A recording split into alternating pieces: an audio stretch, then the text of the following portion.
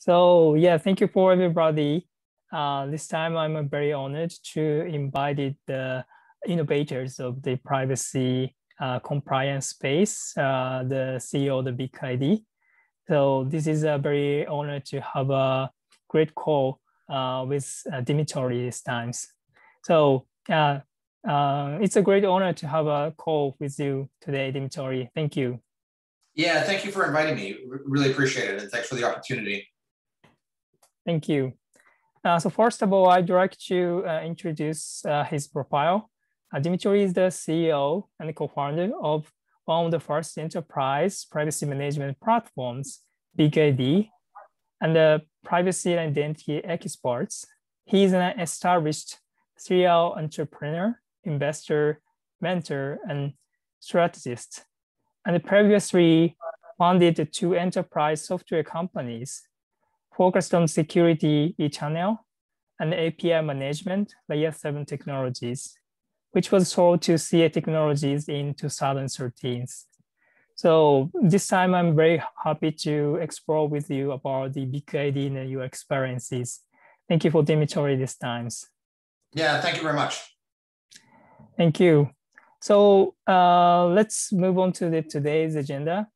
I'm personally interested in your background, why you established your startup company as a BigID, which is the one of the leading company in the privacy compliance space.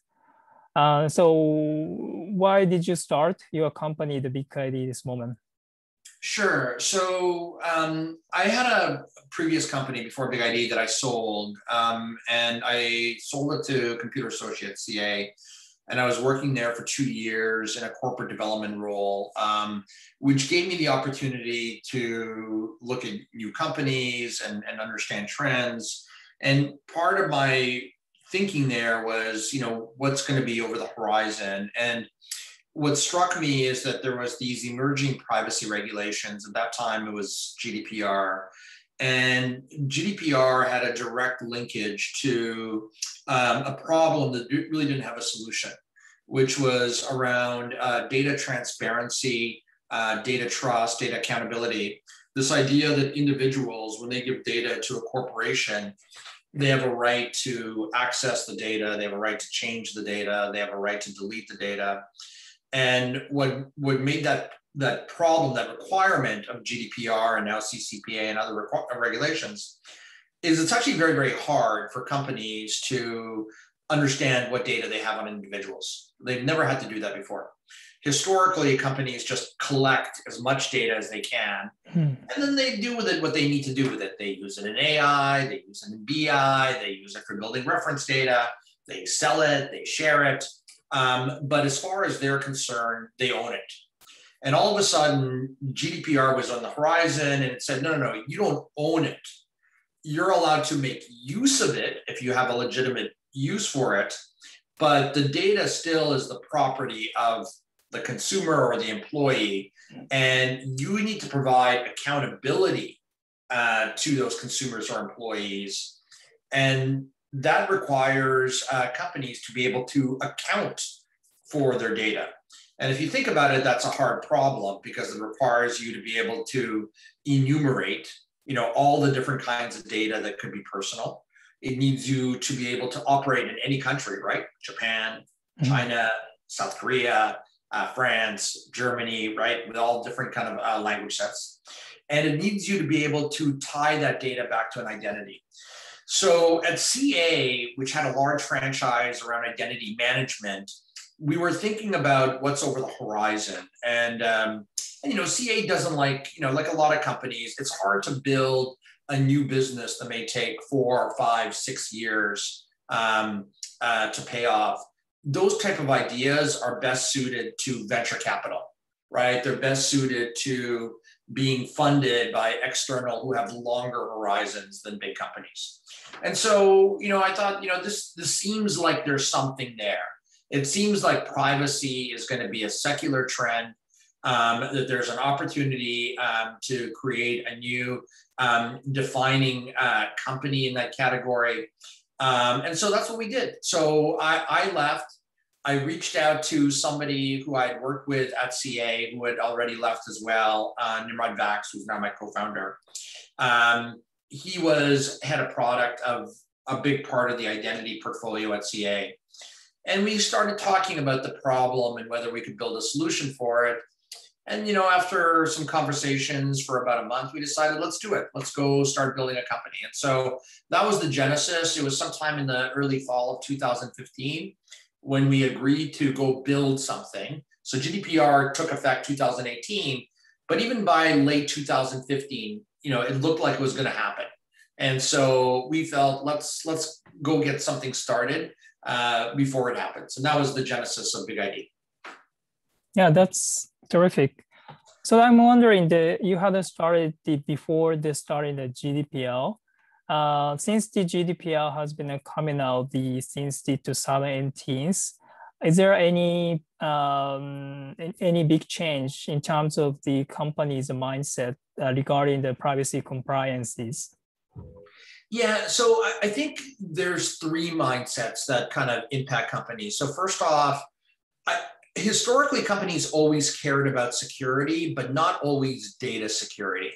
They were more focused on infrastructure security and efforts to, lateral movements by hackers and things of that sort. I think there's been a couple of big shifts that have put data in the forefront. One is there's more regulation around the data. Privacy, financial, healthcare, whether it's HIPAA, Graham-Leachy in the US, GDPR, CCPA, there's just more rules around data. So one is kind of privacy and compliance. Secondly, as data has moved from the data center to the cloud, where you no longer control the infrastructure, right? In the data center, the data was stored in your NetApp, so you could secure NetApp. It was stored in your Oracle SQL server, so you could secure the Oracle SQL server. In the cloud, it's stored in other people's servers, right? Effectively. And you're kind of renting them, so to speak. You're no longer owning them. And so as a consequence, I think it's made the urgency from a security standpoint bigger in the cloud. And then lastly, I think just broader governance, right? As companies continue to gather more data, being able to locate it so that they could reuse it, being able to extract or retrieve and curate it for purposes of regulatory reasons or just business reasons, has also become more urgent. And so I think that there's these kind of countervailing trend where there's these new regulations around data like GDPR, but others as well. At the same time, there's been this kind of shift, especially among large enterprises, from the data center to the cloud. And that was only accelerated with COVID. And so all of a sudden, companies have less control. And then the fact that it's not just privacy compliance, it's security, it's governance have also kind of emerged as topical things. And so I think you have those kind of three confluences, if you will, that are converging, that have kind of really impacted the urgency with which organizations want to know their data and want to take action on their data for either privacy or security or governance. Yeah, that's very interesting. I think the GDPR is accelerated the corporate motivation to focus on the privacy compliances since the very high disincentive to disregards of the consumer rights. I assume this is the big trend in next decades. For the next question is about your backgrounds. You have been working on the security companies so far, and you started this in the beginning of the internet. So how has been changed the security trend since you have started until this moment? Yeah, you're the first person that's reminded me that I started this as my first company at the beginning of the internet. You made me feel very old. So anyways, and I think it's interesting to look at my companies. My first company back in 1999, almost the beginning of the modern internet, was eTunnels, and eTunnels focused on network security.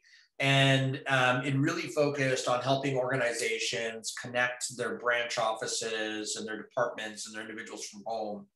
But what was important about this, it was really focused on this idea of leveraging the internet to bridge all these groups together.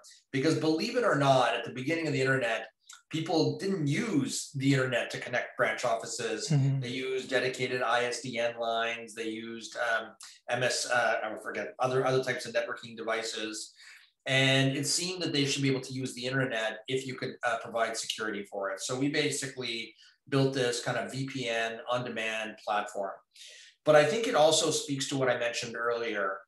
Data wasn't the first concern. What was the first concern was more infrastructural, right? Mm-hmm. Now, it was pre-cloud, but those early days, people cared about protecting the network, right? Even on the firewall side with companies like Checkpoint, it was all about the network and internetworking and how do you both connect and protect. And that was actually one of our taglines. We could help you connect and protect. And if you think about that early generation of technologies, of which Checkpoint is probably the best known from a security standpoint, it was really focused on one of those two elements, connect or protect at an infrastructure level. My second company kind of moved up the stack, right, Mm-hmm. to the application layer. And so my second company was actually called Layer 7 in homage to Layer 7 of the OSI stack, which is the application layer. And we focused on API security and management, believing that more and more interactions would happen between systems over these web services, what later became referred to as APIs. Now, we were very early. The first 5 years were very painful. But eventually, as these kind of smart phone devices like the iPhone came out that have little applications on your phone that talk to your data center via API. Of course, Amazon Web Services came out, which talked. And so to some degree, we kind of said, hey, you know, the application and securing the application network, which was the way applications talk to each other programmatically, was going to be the next thing. And look, we did okay, and we exited the business. And by the way, that is still a big business. There are still new companies emerging that are just focused on that kind of security of that application interface. But if you think about my third company, BigID, the big idea is that data is becoming essential. So I went from networking to application interfaces or application networking to the data, to the thing, the content that's being transmitted. And so the thesis is that data is becoming that kind of indispensable asset for most organizations. And you see that in you know, this kind of post-COVID era, or, you know, I think in Japan it's still very much in the COVID era. But, you know, we're talking to each other over Zoom.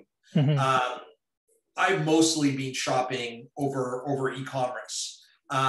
You know, we communicate with one another over email and Slack and Teams. And so more than ever, you know, in the past year, everything we do is digital.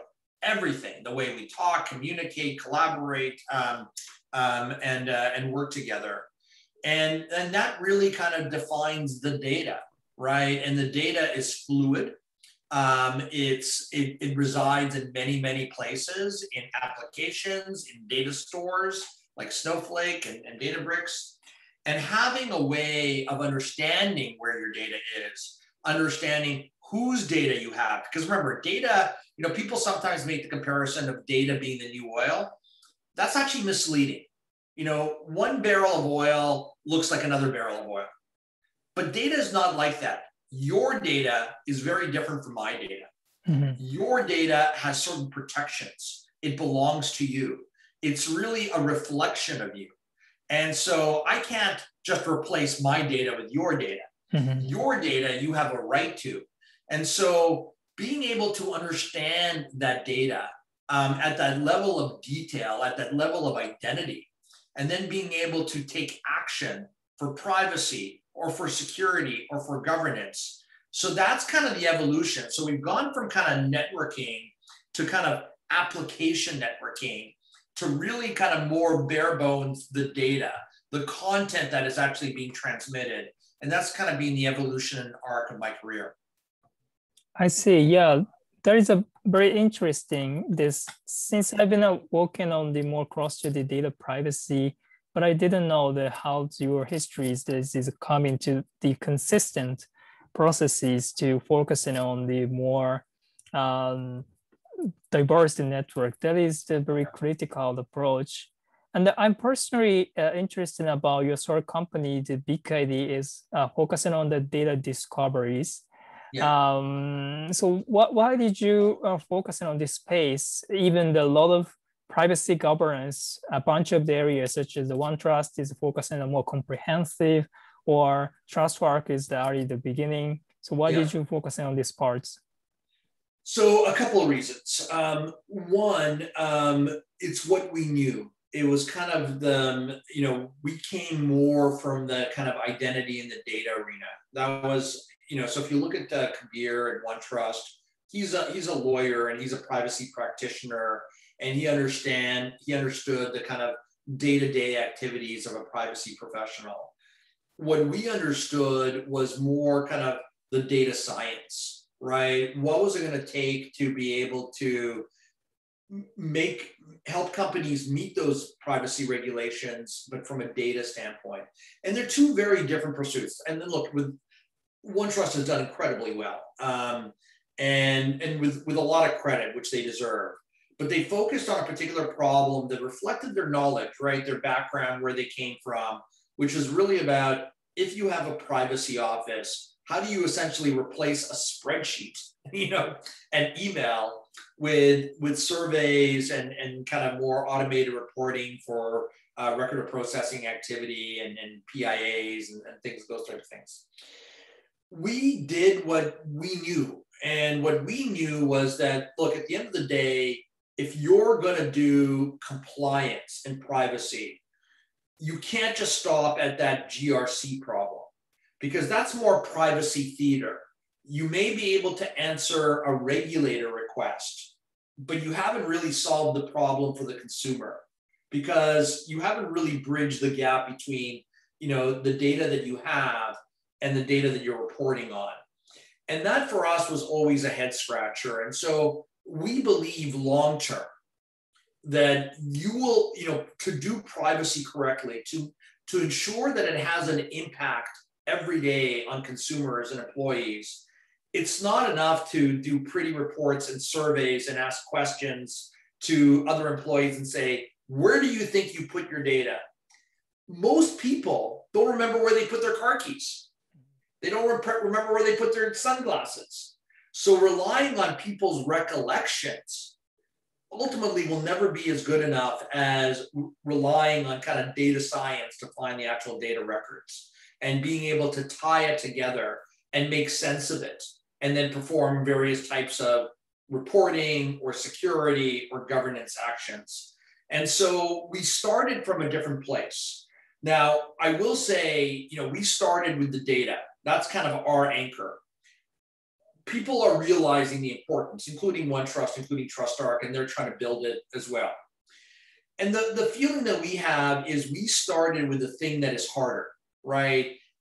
It's hard to go from GRC, where you're doing kind of questionnaires and you're doing kind of workflow around those questionnaires, to building real data science. So we've taken all the money we've raised from like the 250 million and plowed it back into being the best company when it comes to data understanding, data discovery, data intelligence.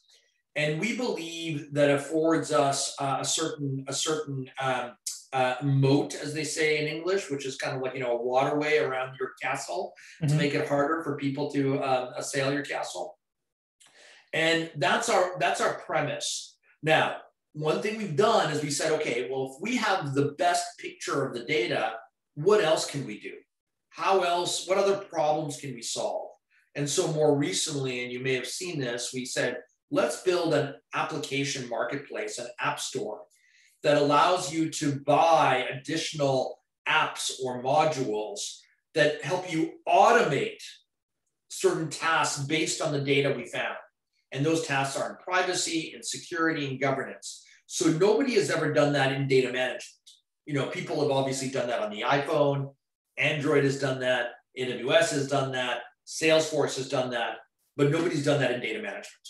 And so our belief is, let's start with the data, build a moat. So we are the kind of like defining category company in helping you do data discovery and intelligence, and then build an open ecosystem of apps that we build, that our partners build, that customers build, that allow you to take that data discovery and solve problems in privacy, in protection, in perspective for data. Yeah, that's a very amazing. That's that you focusing on the data. That is, I assume that it's in core competencies in the long running for all the companies. They want to use the data, but the problem is they don't know actually what the data is being stored properly in the companies.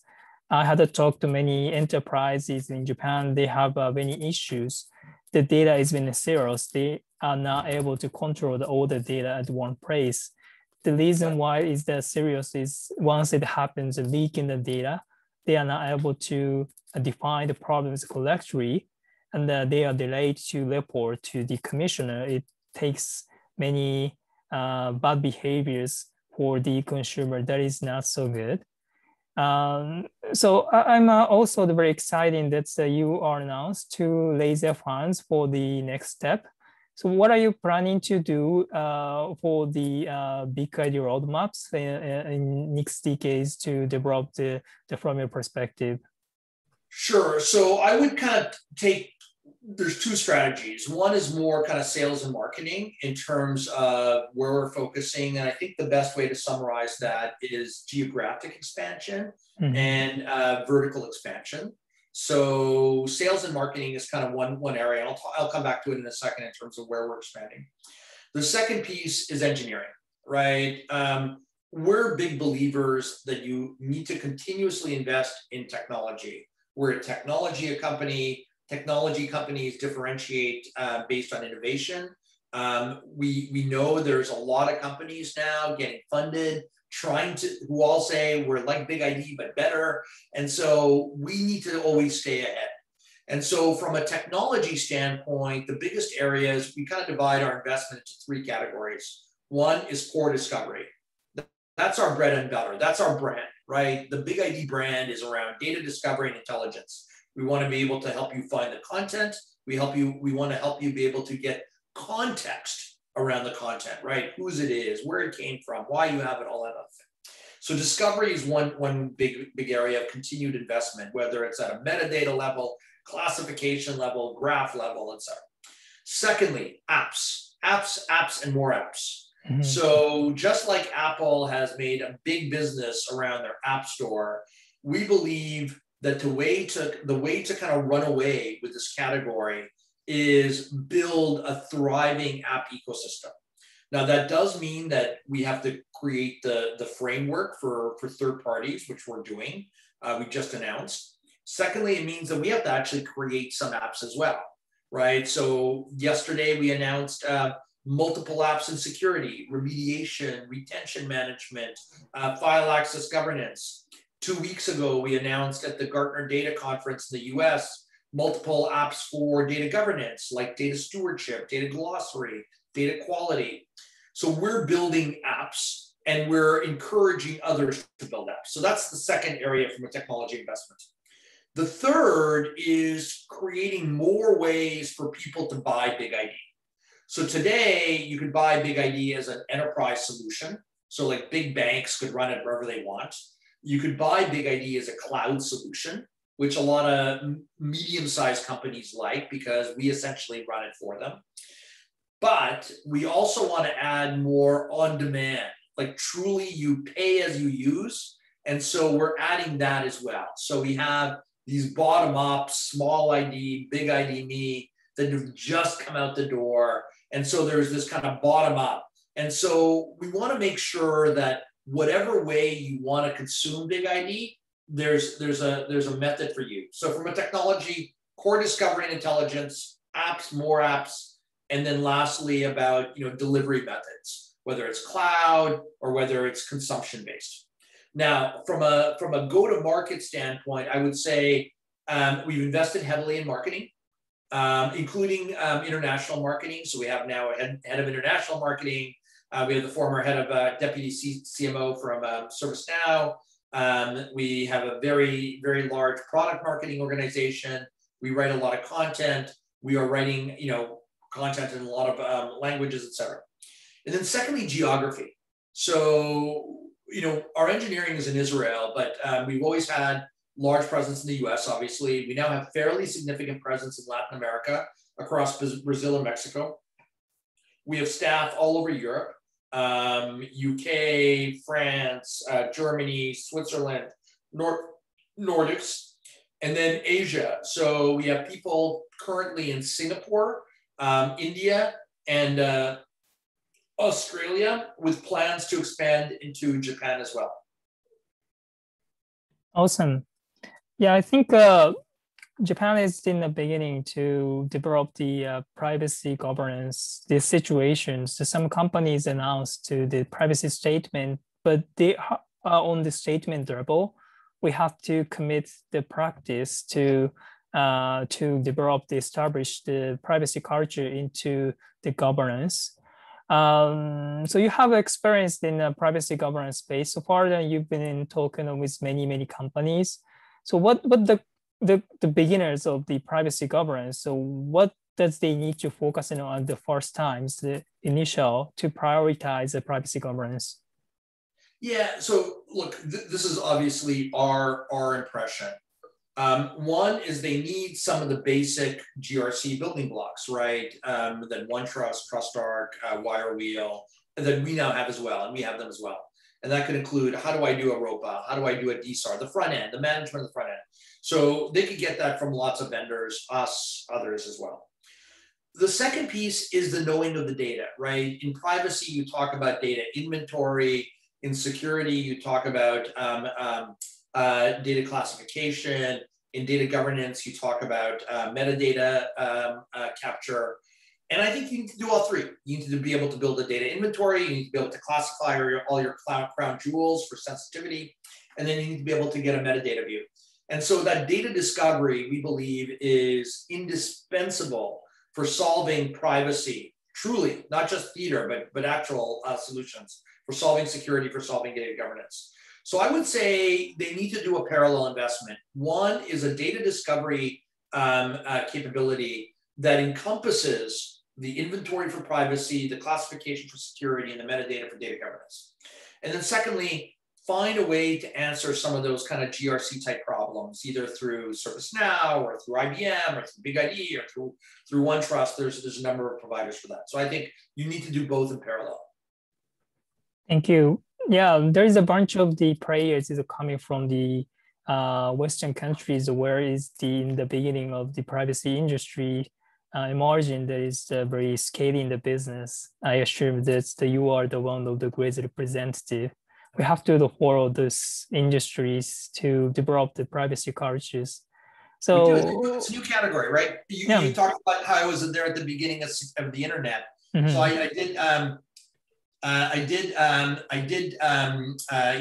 was there at the beginning of the internet, but security was at the beginning of the internet. Mm-hmm. And now privacy, right? As everything has gone online, privacy is kind of at that embryonic phase of when I started my last company in 1999. Yeah, absolutely. So lastly, could you give us any message for the listeners? Mostly some Japanese people as well is seen in these interviews. They're happy to deliver your message to them.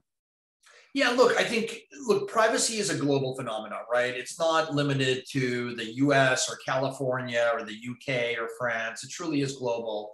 I do think that privacy needs to be thought of as more than just compliance, right? I think people don't like compliance. It needs to be thought of as customer experience, because at the end of the day, what privacy is providing your consumers and your employees is trust, transparency, and choice, right, in terms of the digital experience. And I think the last kind of notion I'll leave you is, in the comparison that I sometimes like to make and remind people, is when you work with a bank, right? So if you think about data as the currency of the digital economy, that's what data is. And frankly, your data is the currency of a digital. Think about all the things we've instituted today to manage kind of currency and transactions around that. So when you go to a bank today and you deposit a check, there's an expectation that the bank knows what you deposited. Because if you want to withdraw it, they know this is your money, you could withdraw it. Today, they can't do that with data, but privacy will help that. Secondly, if you think about the way companies were run and audited a long, long time ago, right? Today, every company gets audited, they have financial, they keep an accounting of the money that goes out and the money that comes in. That's just expected. It's not regarded as a cost of business. It's regarded as an enabler of business because it gives you that situational awareness around your business. And yet, for the data, there is nothing equivalent. There is no way for a company to know what is going out and what is coming in. And so to some degree, you could look at the type of infrastructure that BigID is building for privacy and security and governance as really equivalent to that infrastructure that people build for money, right? For managing money, whether it's with consumers in terms of deposits or withdrawals, or other businesses in terms of revenue and spend. And I think that same equivalence needs to happen with data. And obviously, we aim to be one of the pioneers there. Thank you. Yeah, this is a very informative interviews that you explaining about your histories and why did you start the companies, then what is the important in the privacy industry. So yeah, Dimitri, again, it's a very honor to have a call, the interviews today, and happy to share these thoughts to all the listeners. Yeah. Yeah, thank you very much. Thank you. Let's keep them in touch.